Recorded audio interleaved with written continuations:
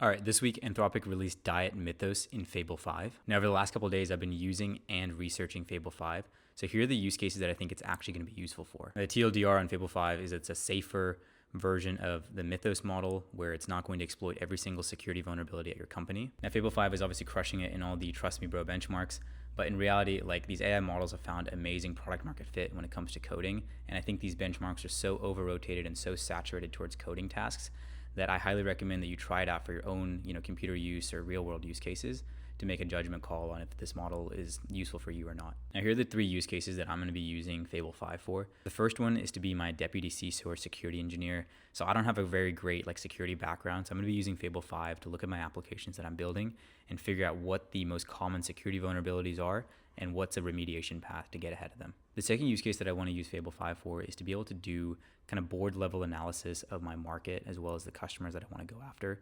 So I want to give Fable 5 access to all the opportunities that have been in my sales funnel, the ones that I've won, the ones that I've lost, and be able to determine what is the ideal customer profile, who are the buyer personas within these deals. So being able to look at a large swath of data and understand attributes and patterns so that we can figure out where do we want to invest our sales and marketing resources. Now, the third use case for me is going to be to use Fable 5 as an enterprise architect to be able to translate my business requirements into actual architecture that's both highly scalable and secure.